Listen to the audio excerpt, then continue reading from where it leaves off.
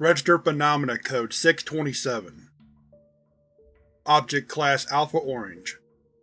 Hazard Types: Mechanical Hazard, Contact Hazard, Electromagnetic Force Hazard, Teleportation Hazard, Containment Protocols.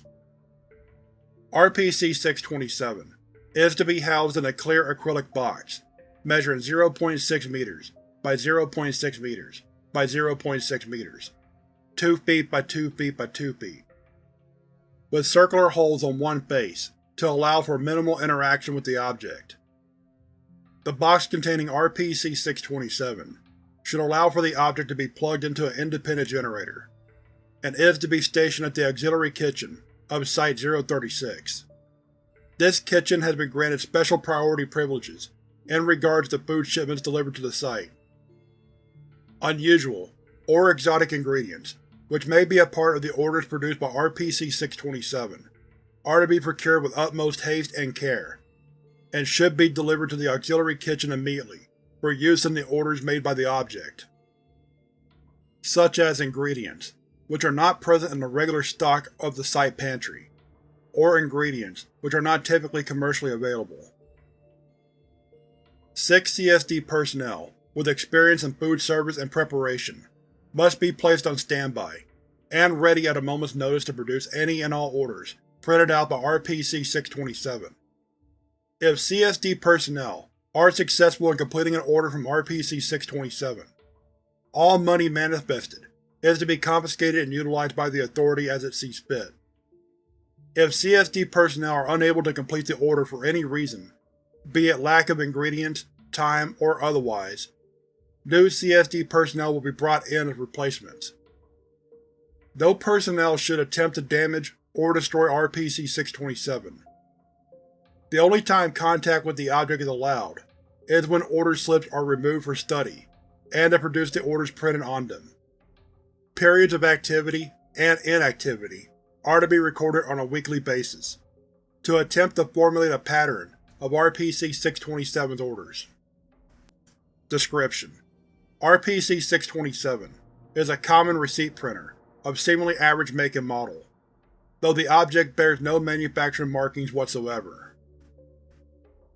A receipt printer is a type of device utilized by retail establishments and restaurants, which takes in information inputted by register, such as product information and quantity, and prints them out onto paper for use in proof of sale. RPC-627 has several anomalous traits. Primarily, the object is shown to randomly print out various orders of various foodstuffs and non-foodstuffs, which may or may not have special instructions on their preparation, presentation. These orders may vary wildly from one another, and some orders have shown to repeat. The method by which RPC-627 prints out orders is unknown. If an order is not completed as per the specific instructions, any individual who completed the last order produced by RPC-627, any individual within a 250-meter, 1 km radius, will instantly vanish, teleport, to an as-of-yet unknown location, possibly existing. See Incident Report 627-1 for details. If the order is completed within its defined parameters, however, the foodstuffs, non-foodstuffs of the order, will instead teleport to the unknown location, and the money that the order states is the price will be instantly teleported into the possession of individuals responsible for the creation of the order, always as cash. RPC-627 is also known to operate without an apparent external power source, though it is not recommended that personnel allow this, and appears to be indestructible, as multiple attempts at its destruction have been unsuccessful.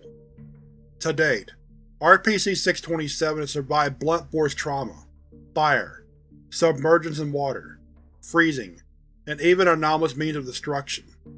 All such methods have shown no effect on the appearance or function of RPC-627.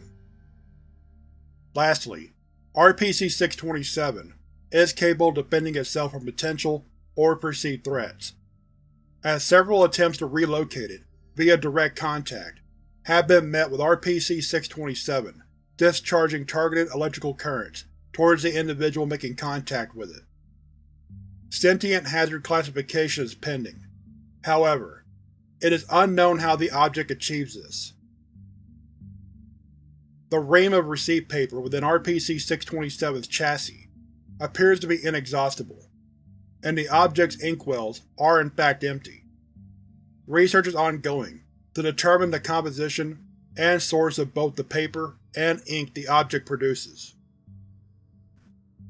Recovery Report: RPC-627 was first recovered on 2007 from the restaurant, an establishment usually specializing in seafood, after several of its staff had seemingly vanished in the middle of a lunch rush, with patrons in the dining area also beginning to vanish at random shortly after. One line chef, identified as Tim, did not initially vanish, however, and continued to make the orders produced by RPC-627 until authority agents were able to secure the location. A cover story of a gas leak, which originated in the kitchen, was implemented, and a heavy dose of amnestics were applied to all surviving patrons as an explanation for those which were lost. Mr. was interviewed shortly afterwards about his explanation for his actions during the incident. Addendum: Interview 627-1, dated 2007. Interviewed: Tim, the only apparent surviving staff member of RPC-627's recovery incident. Interviewer: Field Agent. Forward. Interview was conducted on location immediately after recovery incident. RPC-627 is currently contained within a Faraday cage, as it was initially thought that the object received orders remotely. Begin log. Agent: Hey man, are you alright? Can you explain to me what happened to your boss and co-workers? Mr. I don't really know, man, but listen, I gotta finish those orders, so I don't end up like them. Do you know where they are? Have they gone somewhere? Like I said, I really don't have a clue. If they're dead, I'm sorry for them. But something came up on the machine that explained I could prevent what happened to them from happening to me, so I did my job. What were these instructions? Do you have the slip? Yes, actually here. Mr. hands the agent an order slip. It said my name, and explained to me that if I just made the orders, I could go home after a while. I didn't make some of them that well, though. Some of this stuff I'm not really experienced in. Wherever they went, though, whoever got it didn't seem to mind. Agent Blank, reviewing the slip. I see. Now, do you know where this machine came from? Well, we've always had two machines. That one just started acting strange. Uh-huh. Well, thank you for your time, Tim. We can take care of things from here. No, wait. It specified all the orders I had to make before I could go. You really have to let me finish those up. Don't worry, your work here is complete. You will be compensated for… No, please, you have to. Whoever's on the other side of that thing wanted me, and me alone, to finish those orders. Please. Mr. attempts to approach RPC-627. He is restrained by Agent and other security personnel. Stop! Please! I got to finish the orders! I don't want to… Mr. vanishes, seemingly instantaneously and completely. A slip is produced by RPC-627 moments later. End log. Closing statement. Damn it. That guy wasn't kidding. We should have let him finish those orders. These slips look like they suggest… Agent. See Addendum 627-1 for details. Addendum 627-1. Log of recovered order slips. Level 2 restricted. Below is a partial log of several order slips produced by RPC-627 from the time leading up to and during its recovery incident. It should be noted that compared to the other non-anomalous receipt machine, the formats are slightly different. This is apparently due to the anomalous nature of RPC-627. as order slips before the incident began were completely identical in format. Order Number 001 First Apparent Anomalous Order, produced by RPC-627. Order Number 6723 Patron Zeisel Thorben. Price $23.99. 1 bacon cheeseburger, and lettuce, and tomato, and onion. 1 small fries. Special instructions. Please make sure that the animal that the burger is made out of is what you would call a Bos primigenius, known as an aurochs, an extinct species of cattle commonly domesticated in the Neolithic Revolution. Order was initially disregarded, as no person by that name came to the register to place such an order. Order Number 002 Order Number 6724 Patron Ballum Siamaz. Price $16.99. 1 fried scallop, large. 1 fried shrimp, large. 1 fried whole belly clams, large. Special instructions. Please make it so that all the animals are blessed with holy water before they are prepared for my consumption. Order Number 017 First major deviation of normal foodstuffs to non-foodstuffs. Order Number 6740 Patron Kwong Lei Fitzgerald. Price $5.99. 1 gallon sulfuric acid. Special instructions. I request a silly straw, along with this beverage. Order Number 050 First apparent communication with the entity, and/or entities, responsible for the orders produced by RPC-627. Order Number 6773 Patron Bolg Ballum. Price $49.99. 1 fried fish plate, and extra onion rings. Special instructions. I know this is probably a busy time, but I am paying this amount so that my generosity may encourage you to prepare my order with utmost haste. Unknown. This slip came out after 65 orders went unmade. Notice: failure to produce one more order will result in disciplinary actions, as you so call them. Chef Gobai Wanaka. Order Number 066 Order Number 6789 Patron Bobcock Robbie. Price $12.99. 1 boiled camel tongue, and extra lemon. Special instructions. May I please have this prepared, such as the tongue is still writhing as I consume it? After a period of 12 minutes, all kitchen staff, save for Mr. instantly vanished, and after a few more minutes, this slip was produced. Timothy, as you can see, your co-workers, as you so call them, suffered a terrible fate by my hand. You can avoid this fate. I am willing to give you a concession, as you so call it. You may create all the orders within your bound of reason. I will produce the orders which you are currently incapable of creating. Do this, and I shall give you half of all profits. I will say when you have completed all the orders. Chef Gobai Wanaka. Mr. then began to make as many orders as he could. As he did this, restaurant patrons then began to vanish, and evacuated the restaurant. Local law enforcement operatives who were sent in also disappeared as soon as they entered the establishment. However, as authority personnel arrived at the scene, they did not instantly disappear, and after the interview and subsequent disappearance of Mr. this slip was produced. Hello individuals, and persons of the RPC Authority. I am interested in doing business with you.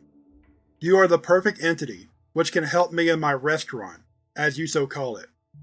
You see, my clientele, they are not like you. They have specific tastes. They enjoy your food, as you so call it. But they are not able to be of your world without causing the local spatial geometry of your world to invert on itself. Obviously you, or any lifeform such as you, would not want that. Yet my clientele is still fond of your food, as you so call it. So they have hired me to act as a middleman, as you so call it. But I am just that, a middleman. I need the other ends, please. I have one end. Will you be the other? Chef Gobai Wanaka. Addendum 627-2 Test log of RPC-627 while in containment. Level 2 restricted. After the acquisition of RPC-627, testing was conducted in an attempt to discern if the object possessed any more anomalous traits than those which it has already displayed. Findings from these tests are displayed as such. Test Number 627-01 Procedure: One order slip, produced by RPC-627, is prepared by CSD-1678, per its specifications. Order consists of a quail egg sandwich with tomatillos and fig sauce, with a side of pan-fried frog legs. Order is stated to cost $13.99. Results: Upon completion and plating of the order, said order instantly vanished, after which the exact amount of money the order is stated to cost materializes in CSD-1678's hands. Money is confiscated afterwards. Note: Okay, so that seems simple enough. You make an order, you get its supposed cost. I wonder, though, what is the result if two people are responsible for the order? Dr. Test Number 627-02 Procedure: One order slip, produced by RPC-627, is prepared by CSD-1678 and CSD-4347.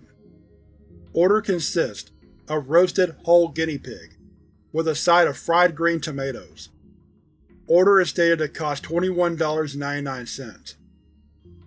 CSD-1678 is instructed to prepare the guinea pig, while CSD-4347 prepares the tomatoes. Results: Order vanished upon completion. Afterward, both CSD personnel receive exactly $11, which is confiscated afterwards. Note: Well, it looks like whoever is doing this knows about division of labor. That doesn't exactly help us understand how the object functions. Dr. Test Number 627-03 Procedure: One order slip produced by RPC-627 is not prepared. CSD-1678 and CSD-4347 are kept in their assigned quarters and monitored. Order consists of one 9-volt battery and one pack of golden raisins. Result: 12 minutes after the order slip was produced, CSD-1678 and 4347 vanished instantaneously at the exact same moment. It is unknown what happened to these personnel afterwards.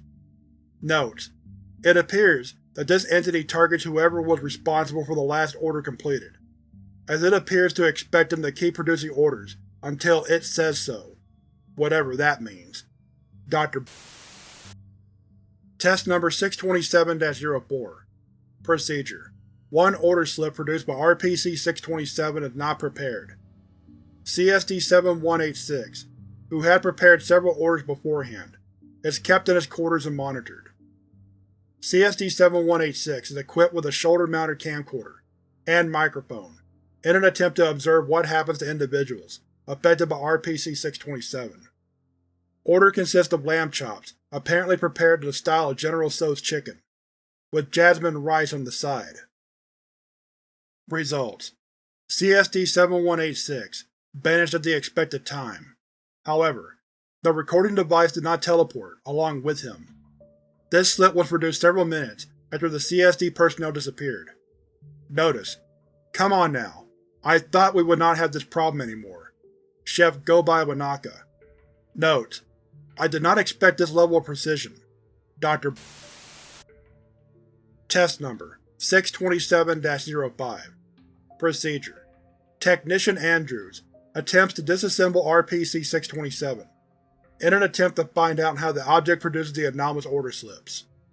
Results: As Andrews lifts up the cover of the object and attempts to remove the ream of paper, he is struck by a bolt of electricity in the arms and torso. He is merely incapacitated by this action. Note: Medical staff say that Andrews can't move his arms anymore.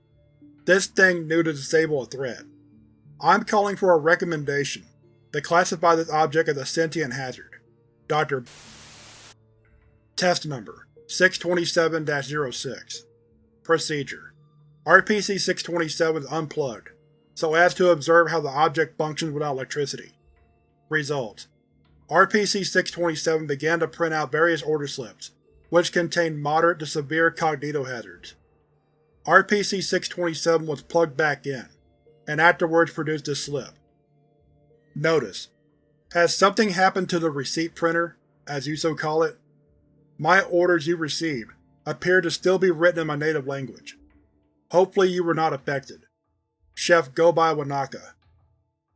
Note: looks like unplugging it only exacerbates problems, because those slips, which contained the cognitohazards, were still orders, so the CSD still disappeared. We must find another method of containment. Dr. Test Number 627-07. Procedure: CSD-2317 is instructed to lift up the cover of the object, so as to observe the ream of receipt paper, and also to see whether the object will operate normally. Results: RPC-627 fails to produce an order slip for 4 hours, after which CSD-2317 is instructed to place the cover back on the object. Immediately afterwards, a lethal electric bolt discharges from RPC-627, killing the CSD instantly. This slip was produced afterwards. Notice: please do not do whatever you did to the receipt printer, as you so call it, ever again.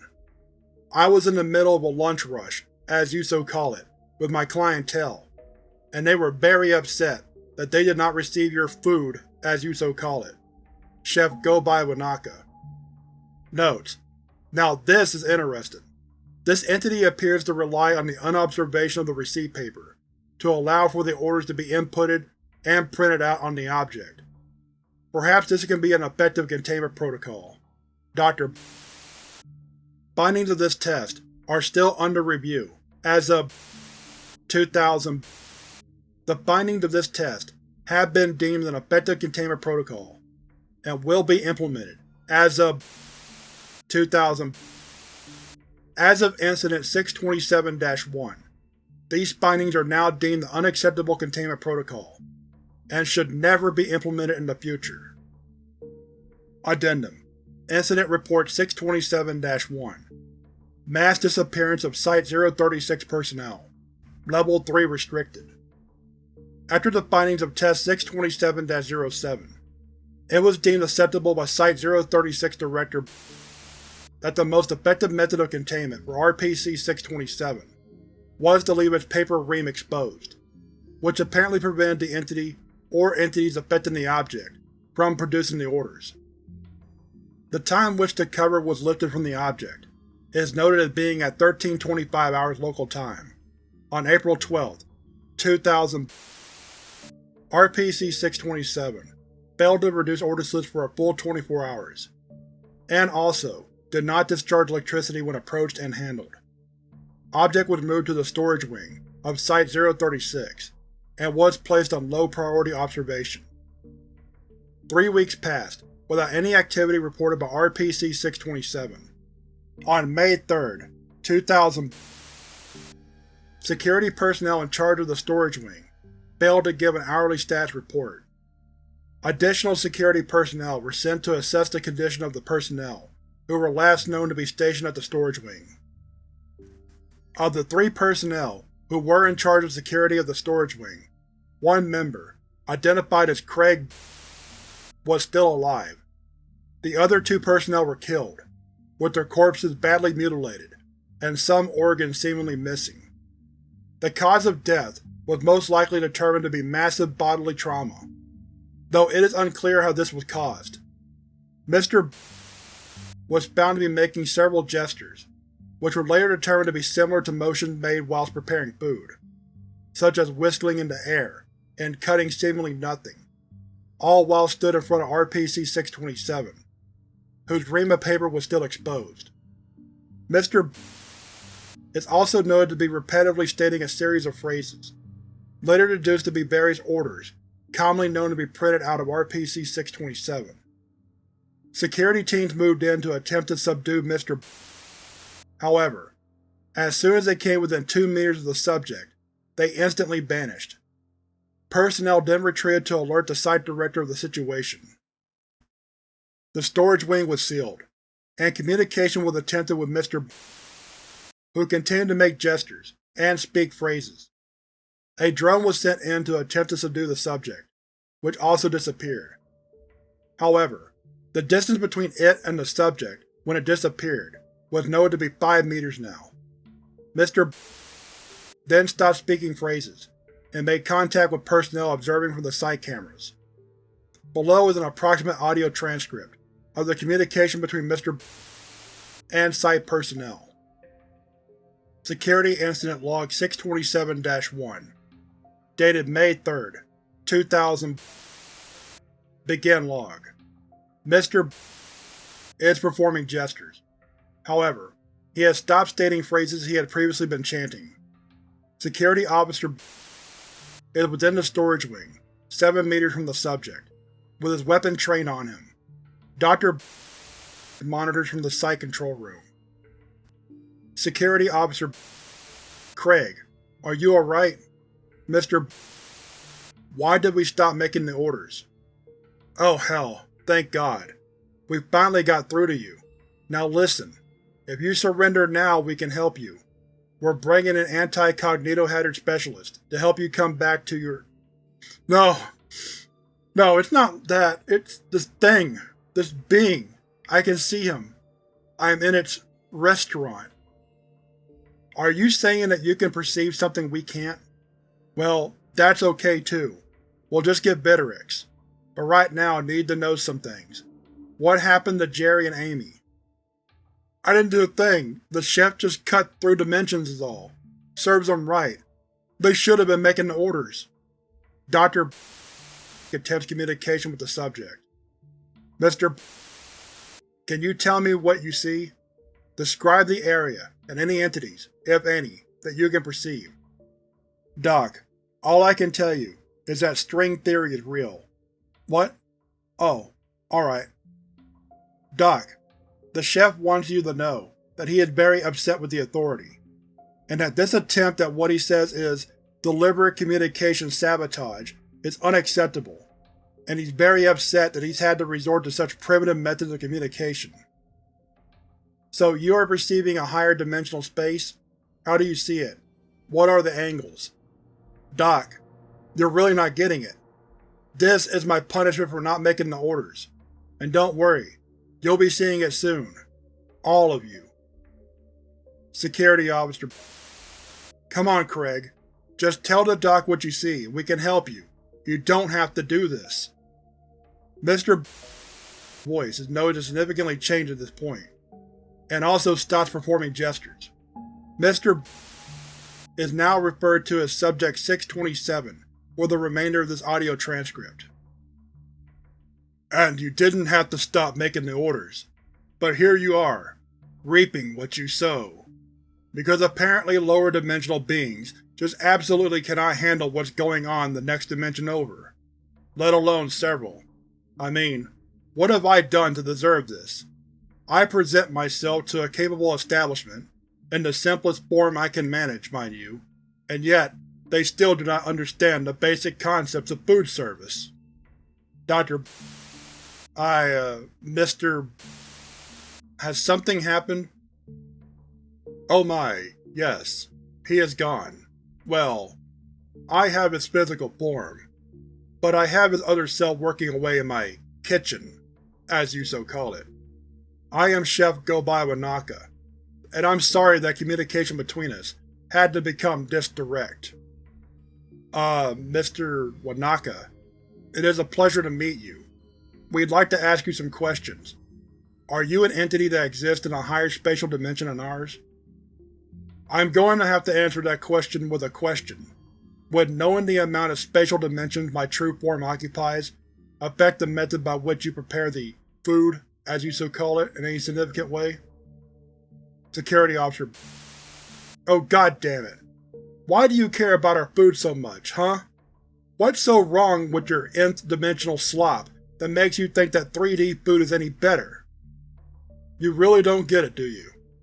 You think that you're making food, as you so call it, in just 3 dimensions? Dr. We do not understand. Please elaborate. Why do you need to understand? What amount of elaboration do you need to make a sandwich? A lamb, as you so call it, doesn't know that it needs to be slaughtered for food, and so it lives a peaceful life. If any animal knew what was intended for them, then we would not have food. You just had to remain ignorant, and make the orders. Dr. Blank. Alright, fine. So we do make the orders, and then what? We just keep making them until heat death? You know we have problems here too.